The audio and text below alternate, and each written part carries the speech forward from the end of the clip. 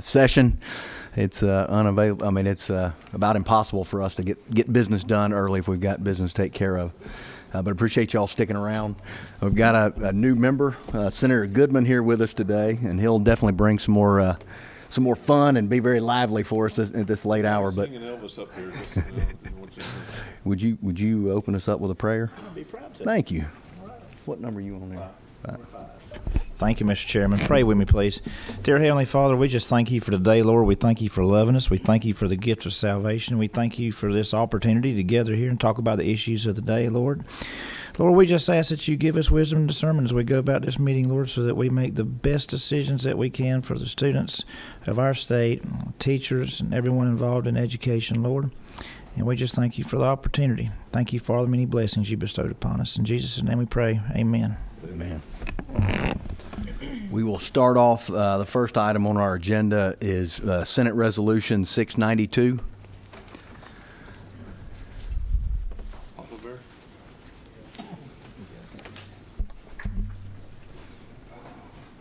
Thank you, Mr. Chairman, members of the committee. I don't have a copy of the resolution, so I don't know the correct number. Yeah, we'll be working off of LC 49-1834. Yes, so that's correct. Thank you. As most of us know and realize, this came about because of a tragic accident that took place in Henry County just a few months ago of a young girl that was going to get on a school bus, and she had to go across the street, and to cross the street to get on to the school bus, and a vehicle was meeting the school bus, was distracted driving, didn't stop, hit the little girl and killed her. Her mother and twin sisters were witness to the accident. I had introduced a bill, Addie's Law.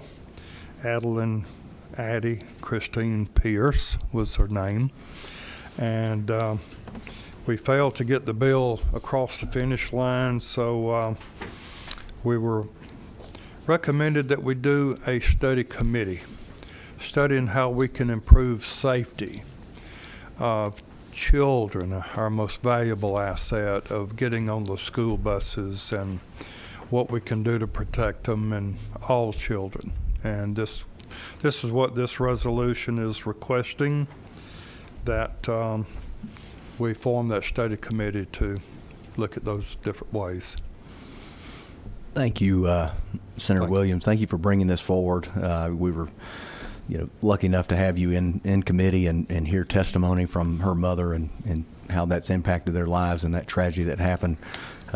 Excited to see what comes out of the study committee, see what we can make those bus stops safer, because that was truly a tragedy. Senator Steele. Thank you, Mr. Chairman. Thank you, Senator Williams. I know you don't have it in front of you, but on our agenda this evening is also HB 409, which is a proposed committee substitute to your study committee. Have you discussed this with Representative Daniel? We have talked about it. She shares that same district, but I've not seen her substitute, so I'm not sure. Is it just... What it says is that it removes the original provisions of HB 409, which authorizes counties, municipalities, or local authorities that operate a public water or sewer system to dispose of certain easements to real property. It just seems like it's combining something else. Thank you. But I'm reading off of the summary that we've got here. It's called Addie's Law. So Yeah. This is SR 692. I understand that, but this is titled Addie's Law. It's different from the study committee. It's got similar provisions to Addie's Law. The bill says Addie's Law. It doesn't affect the study committee. It just has provisions related to school bus safety. Okay, so the summary that says Addie's Law, though, is not going to have anything to do with his Addie's Law study committee. Correct. That's Yeah. It's not an That's Addie's right. Law, so you can get school bus. I just want to make sure we're not crossing any wires at all, so we're perfectly clear on that. Okay, good. Well, with that, unless there are no other questions, Mr. Chairman, I'd like to make a motion to pass. Thank you for the motion. We have a second. Any discussion? All in favor, raise your right hand. Passes unanimously. Thank you, Senator. Thank you very much. Thank you, committee, Mr. Chairman. Thank you for your time. Moving on to House Bill 338. Chairman Irwin.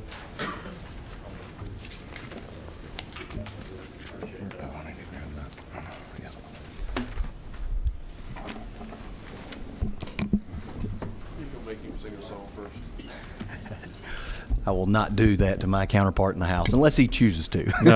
No, please, no. Yeah. Ready? I'll start off. Do you want me to start off and talk about the changes, or would Whatever you? you want to do. Okay. I'm good. Yeah, I'll just be. And the chairman and I spoke. We were working off of LC 491914S, and there is an addition to HB 338. What it contains is the original language in Section 2 of SB 405, which has to do with our completion schools here in the state. And what it simply does is it lowers the dropout age from 18 to 16. It's something that, I believe that we are losing some of those students that are trying to transfer over there, and they're having to go to work, or, God forbid, one of them has cancer and they have to have treatment. They can't fit in that box of going to school during normal school hours, or it's taking them longer to graduate, and they're able to go over to these schools and complete and get their diploma. And this would just lower that age, because currently if they're not 18, they have to get permission from the school and transfer over. And so this would just lower that. And then it also has provisions in there for accountability, so there is a separate graduation rate, so they have to report that from the cohort students. And that pretty much sums that up. Okay. Did we not pass this already, that bill in this committee? Yeah, thank you, Mr. Vice Chairman. We did pass this out of this committee, and passed it and sent it over. It passed and went over to the House. So is this a separate vehicle? Are we attaching it to this Representative Irwin's bill, this completion school portion? That is correct. And the chairman, he'll speak to the original language in 338. Okay. Members, first of all, thank you for the opportunity to be before you, and I appreciate all your hard work, what you've sent over to us in the House. Our goals are safety, literacy, and great policy. And you've sent us quite a bit of that we could approve and try to send out to the state to use for increasing the safety. So I want to recognize Senator Williams, too, for that resolution. We need to make bus stops as safe as we possibly can in this state for all of our citizens, as well as our young ones that get on those buses. But this bill, HB 338 for you, is the Student Protection Act. It's a technology protection measures for schools. After doing some investigation the last few years with this bill, there are devices that are unfiltered. I would say more than doubled the amount of devices that we handed kids during COVID, as you could imagine, that we're going home and using.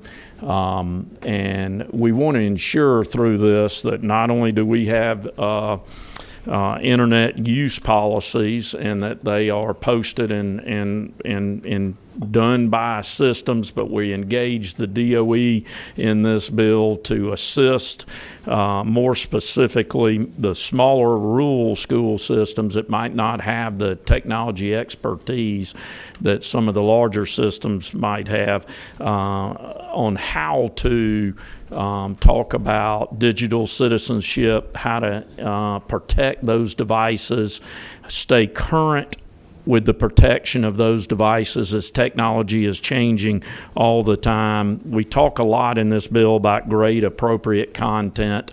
We can filter material for grade appropriate content, and then we're only talking about in this state-owned equipment.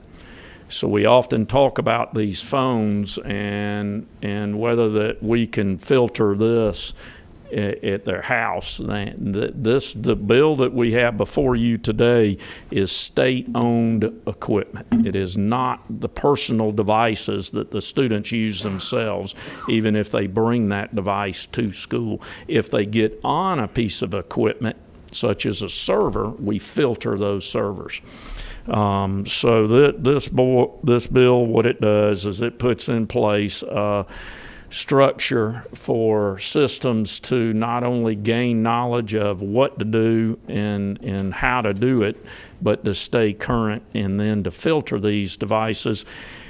What I became, and you'll see in these a lot of definition, there's a lot of pornographic definitions in there. Those are the type items that you could imagine we are trying to filter out.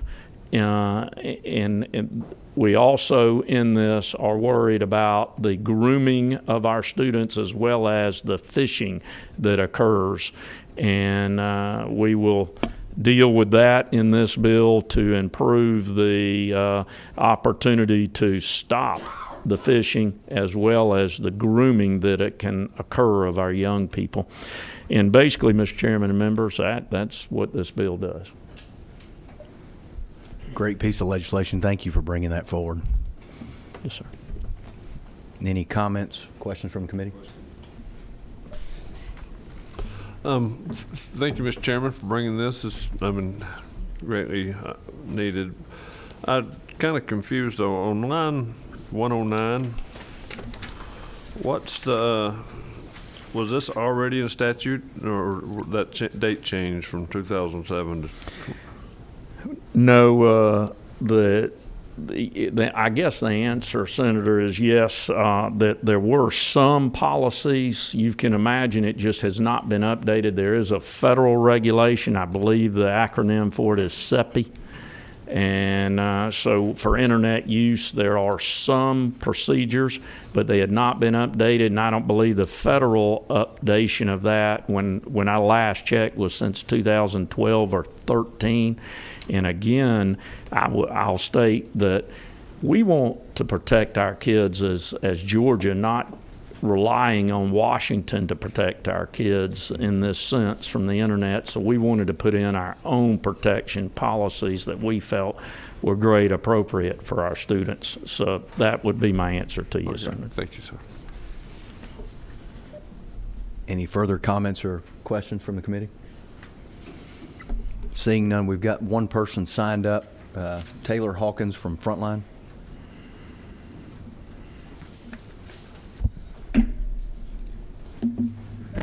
Thank you, Mr. Chairman and members of the committee. My name is Taylor Hawkins, Director of Advocacy for Frontline Policy Council. It's a joy to be with you all tonight, testifying for, I believe, the third or fourth time on this excellent piece of legislation, which we fully supported from the get-go, and really appreciate Chairman Irwin's desire to update our statewide standards for what is the acceptable use policy, essentially, for schools.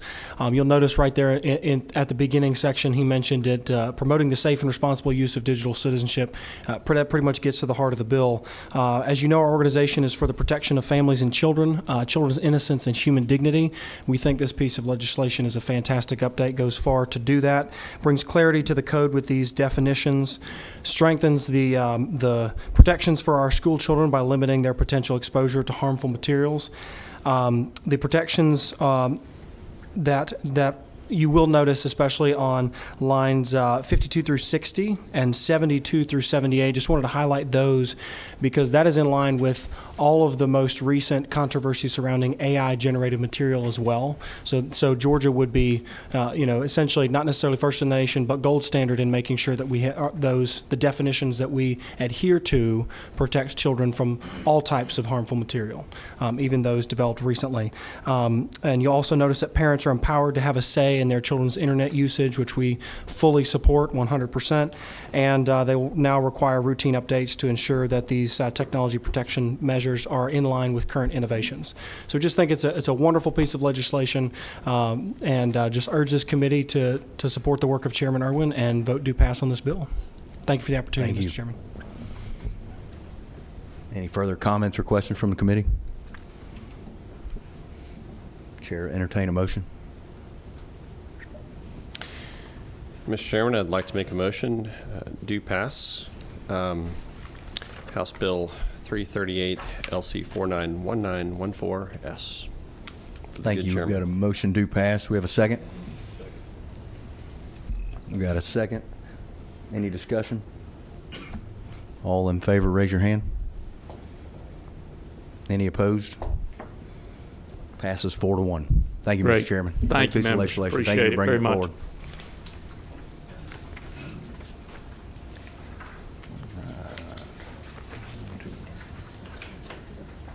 Yeah.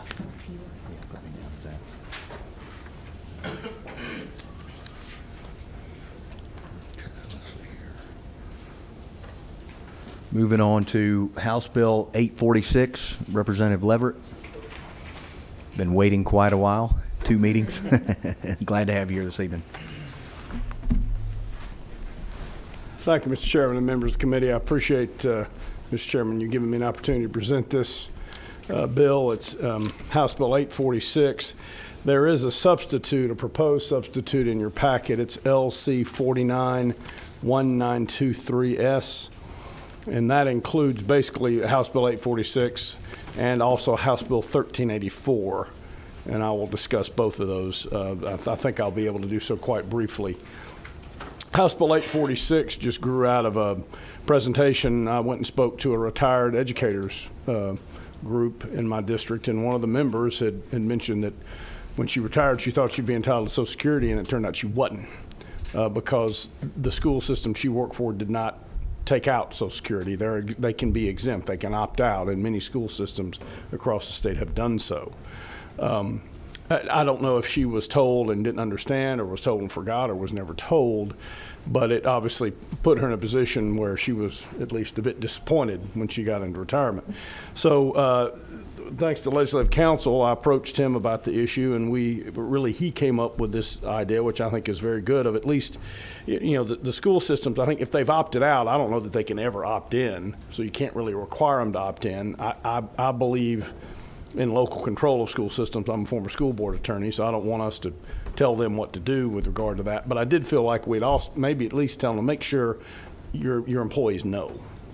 And so the section 1 of the proposed sub, that's 846 as it passed the House Education Committee and the House itself, and it just says local school systems upon hiring need to tell the employee if they're going to take Social Security out, if they're eligible for something that's like Social Security, or something that maybe not exactly like Social Security would be sort of an analogous to Social Security, and anything they're eligible for, just give them information about it. Then they would also need to do this periodically every 5 years, and then at termination or separation, they would also tell them if they withheld it or not. Just Social Security. They don't have to give them information about other plans. Just, by the way, we did withhold or we didn't withhold. Just so they'll know, and so they remember and are reminded, and hopefully can do some planning if they need to. So we're not requiring the school system to do anything but just notify their employees. I suspect that they do something like this already, many of them, but this just would put a uniform requirement in place. And my assumption would be that this can simply be done by standard forms. They wouldn't have to generate something for every employee.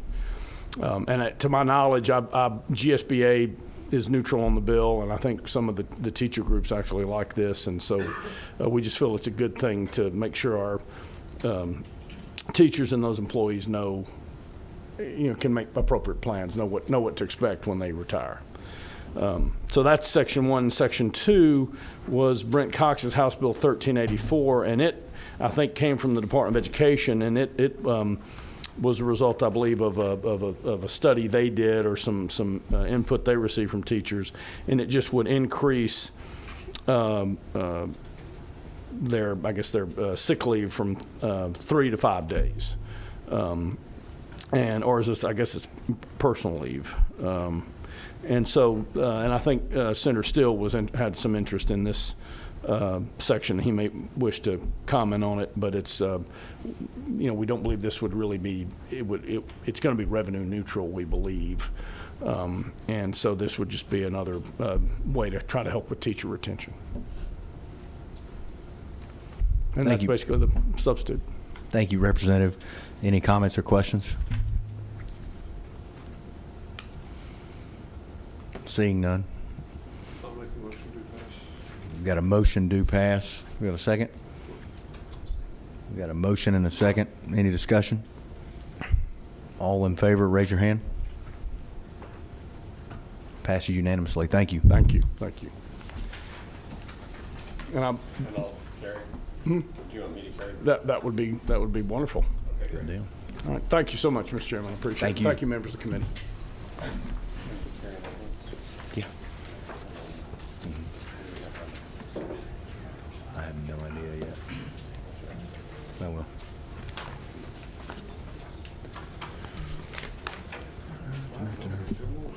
That's right. Yeah, we're moving, baby. Next on the agenda is HB 409. Representative Daniel. Thank you, Mr. Chairman and members of the committee. So this bill passed out of committee. So I am doing a substitute on this one. I think there was a little confusion when y'all mentioned Addie's Law earlier. So there was a version on the House side of Addie's Law, and so I have talked to Senator Williams, and he's good with this as well. But what it does is it kind of seeks to address the behavior, if you will, of passing a school bus when it's stopped. So it does a few things, and before I get into this, it did pass out of the Motor Vehicles Committee on our side, just ran out of time on crossover day. DOE is in favor, GAEL's in favor, and I did get a letter from Gwinnett as well saying in support of this version of this bill. So the first part is it encourages public school systems when they're considering their bus routes that they must consider not having stops on roads that are 40 miles an hour or over. It is not a mandate. It literally just says they have to consider it when they're planning their routes, so that this takes into account that there are one-way streets. Sometimes this is impossible. This gives them that leeway. And then it also, the second time someone passes a stop school bus, this would allow the contact information to be sent to the insurer.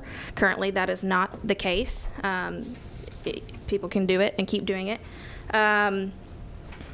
Let's see. And then there's two different aspects of this that I want to make sure I point out. One of them is if a police officer sees them commit this crime. That is in 51 through 54. And then one of them is by camera, so because some buses have cameras on them that write these tickets. So what it does is it increases the fine from $250 to $1,000. In committee, we did have a long conversation about whether or not that was egregious. This puts it on par with some of the other states. Currently, Indiana has it as high as $10,000. Some states require 30 days in jail. Some states do, probation. So I tried to find a middle ground that wasn't going to ruin somebody's life. That was really the goal here, is that it is high enough to say, hey, don't ever pass a school bus, because when we look at the statistics, it happens over and over. They do a one-day study of bus drivers that count how many times their school bus is passed while it is stopped. And in one day, nationwide, 95,319 people passed a stop school bus. So Representative, say that number again. Wow. 95,319. And so every time someone passes a stop school bus, they are only stopped to let kids on the bus. And so this is coming from, I think some of your members, we had a little girl named Addie that got hit and she died getting on her school bus. And the ages that this affects the most are ages 5 through 9. It's the kids that they don't, it happens to older kids, but primarily the majority of them are ages 5 through 9. And so that's where this is coming from, and I'll take any questions if you have them. Do we have any questions from the committee? Yeah. Senator Steele. Hey, Representative, thank you. Some of this, as you know, is similar to the Addie's Law that was proposed by Senator Williams earlier in session. Are these, by passing this, does this negate the need for a study committee, which is going to be studying a lot of the same things in terms of passing and everything else that we've got. So it is and it isn't. So what his bill did, to my understanding, was it solely just prevented, it was a full stop, they cannot pick up on the right side of the road. Right. Which was going to create some logistical issues that weren't feasible. And I think that the compromise there was he did not know that I had dropped this piece of legislation at the time. I have discussed this with him, and it's something he's in favor of. So I also, if it eases your mind at all, he's not in here, but I did talk to Senator Dolezal as well to make sure that this was something that was agreeable. Okay, thank you. Any further comments or questions? Well, I tell you, later in the day, the committee members get quieter, the crowd's lighter. I think we'll start having committee meetings at night. But thank you for bringing this piece of legislation forward. Thank you. Terrible tragedy what happened to Addie, and we need to prevent that in any way that we can. But we've got a Senator Steele. I agree with you completely, Chairman. This is a great bill, and I make a motion to pass HB 409, LC 394350S. We've got a motion and a second. Any discussion? Seeing none, all in favor, raise your hand. Motion passes unanimously. Thank you. Thank you. And keep your seat, please. We got one more bill you got for us. I do. I'm on a roll today. I've had 4 in committee one day. Do you have a Senate sponsor that you're wanting to carry it? Yes, I'm going to let Senator Williams carry it. Thank you for doing that. Moving on to our last agenda item, HB 298. Representative, you've got the floor. Okay, so what this bill does, this passed out of our Education Committee on the House side as well, ran out of time on crossover. What it would do is it would teach 9th through 12th graders the aspects of human development during pregnancy and about the common comorbidities seen in the maternal mortality crisis through partnership with DPH and DOE, both of which are in favor. We've cleared everything with them. They are good. This bill, I do want to point out that it is not in the sex ed section of the code, so it will not include or utilize any instructional material that addresses sexual intercourse. I tried to make sure that that was very clear in this bill. I think there's a lot more I could say, but I will answer any questions if you have them. Thank you. Any questions from the committee? Seeing none, we've got Chelsea Thompson signed up to speak.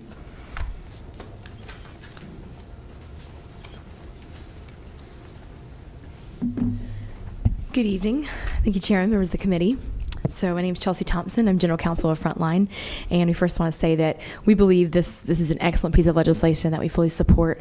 It definitely is an aim to protect mamas and babies. So anyway, the inclusion of this dedicated course for study on pregnancy, health, and human development for students in grades 9 through 12, as Representative Daniel said, it really complements health education by obviously filling that critical gap in educational curriculum and underscores a holistic approach to education, right?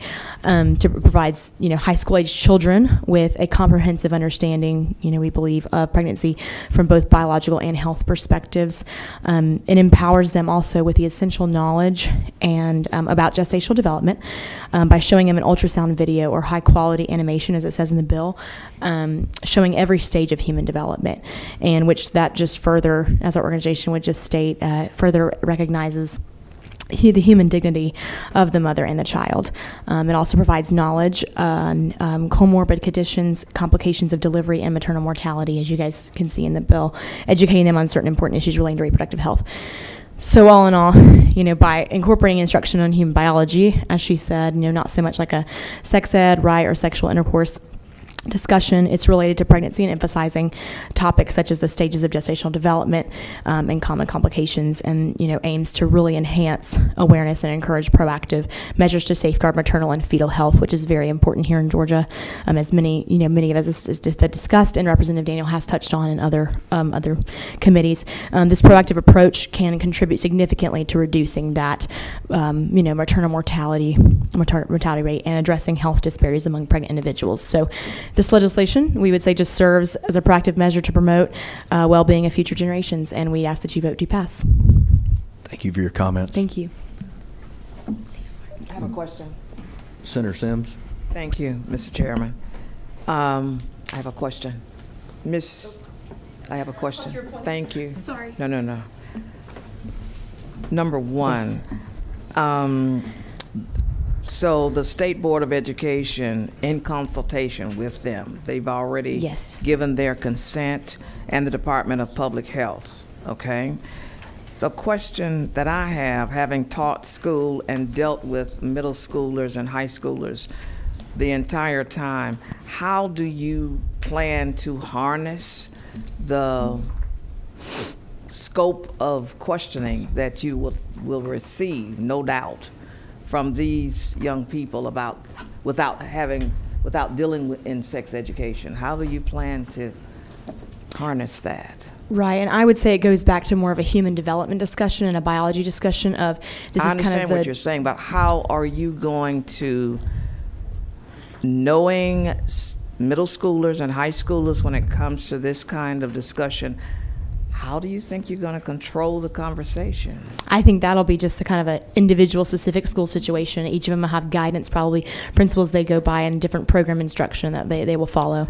Most teachers nowadays, especially with the, we're not going to teach sex education, we're not going to do this, would be very, very leery of trying to present this kind of information in a classroom. I would not want to touch it because of the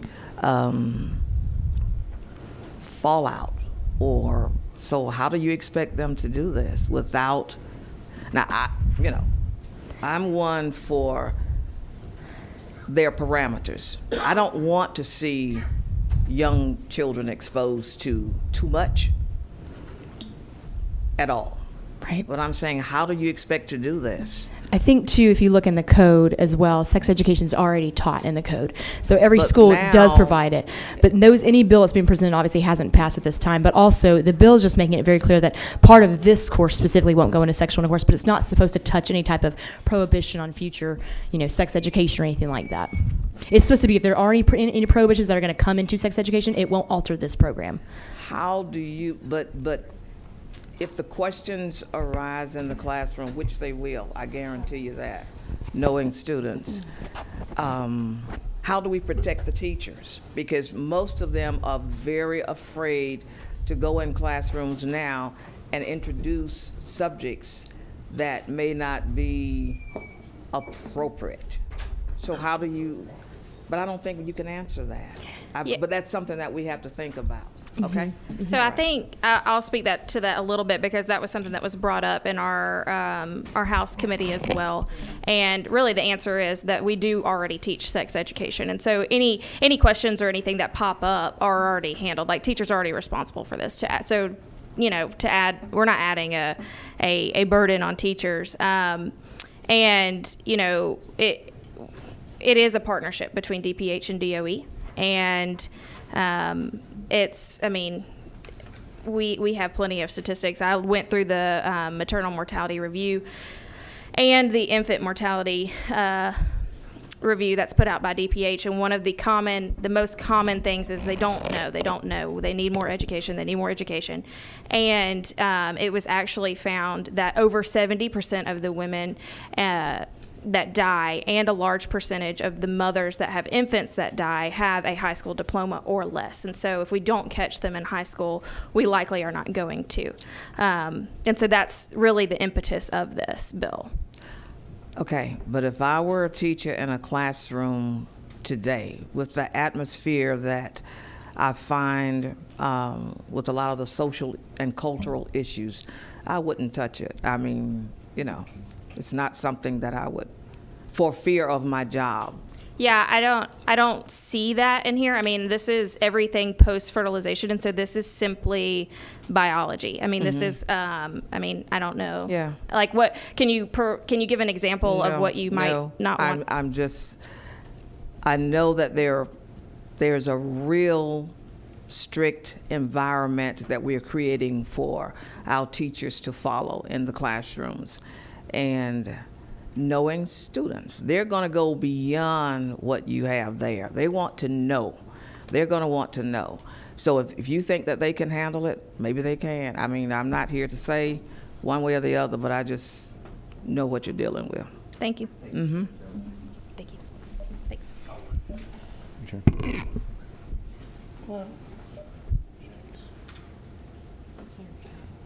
Senator Payne. I'll come to you next. Yet, Senator Payne. I have a quick question. Do you have anybody else would like to speak to this bill? He's not talking yet. Well, I will tell you that when you started talking a minute ago, the head spun around at the recognition of your voice. It's been a very long day for the baby of the house. Well, he's precious. You know. There you go. Okay. Thank you, Mr. Chair, and thank you for this legislation. However, I do have a question about, I know that there's no parenting class. I mean, you can't learn parenting in school. And so is this going to be like a sex education? So it is outside of sex ed. It would be taught in the health curriculum. So it's focused, if that's what you're asking. It's not. It's everything post-fertilization, which is why the language in there, the disclaimer language is in there, because what we didn't want is to open up a door that would provide something that was inappropriate. I understand, but don't you think that since they're trying to get rid of sex education, mostly in most states, that it's going to be, that this would be considered? I don't. I mean, it's not written in that part of the code section, so. Okay, thank you. Well, I'm a mother of two, so I love to see your baby over Thank there. I you. just had that question. Thank you, Mr. Chairman. Thank you, Senator. Any further comments or questions from the committee? Oh, man, we got our freshman I'll member just say here. this, Mr. Chairman. You know, we have to have this kind of stuff because people don't grow up on farms anymore.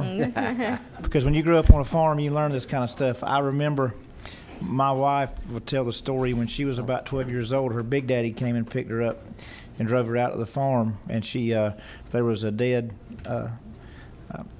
heifer and a calf. And, you know, she's like, what does he bring me out here for? And her grandfather said, this is what happens when a female gets pregnant too young. And she will never forget that, 'cause she was like 12 years old. But the point is this little heifer, this female cow was not old enough to have a child. But there's a lot of biology lessons are learned on a farm. Is that not true, Mr. Chairman? It is true that I love you to death, and I think we may have an amendment for House Bill 1104 dealing with sex ed. We might have to send all the kids to a farm. We'll have the pregnancy rates drop quite a bit. Senator Simpson. You know, you have a knack for bringing levity to any kind of situation. I appreciate that. We may have to make you a full-time member because it gets heated in here about every meeting. So, any further comments or questions? Thank you, Mr. Chairman. Before we get into voting on HB 298, I'd like to make a motion of this committee that Russ Goodman never be allowed to teach sex education anywhere in the state of Georgia.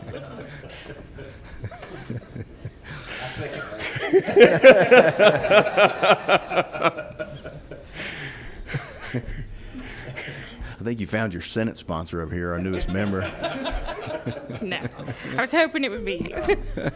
not him. Mr. Chairman, is it not true that we can always bring any subject back to agriculture in some way?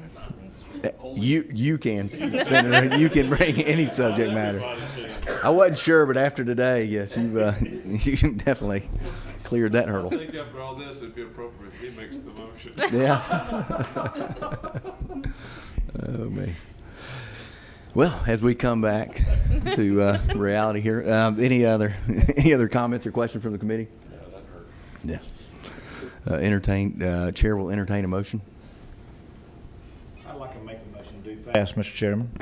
We got a motion due pass from our farming buddy from South Georgia. We got a second? I'll second. We got a motion and a second. Any discussion? All in favor, raise your hand. Any opposed? Passes 4-2. Thank you, Representative. Thank you. Y'all have a good evening. All right, you too. Thank you for staying late tonight. Absolutely. We are adjourned for now.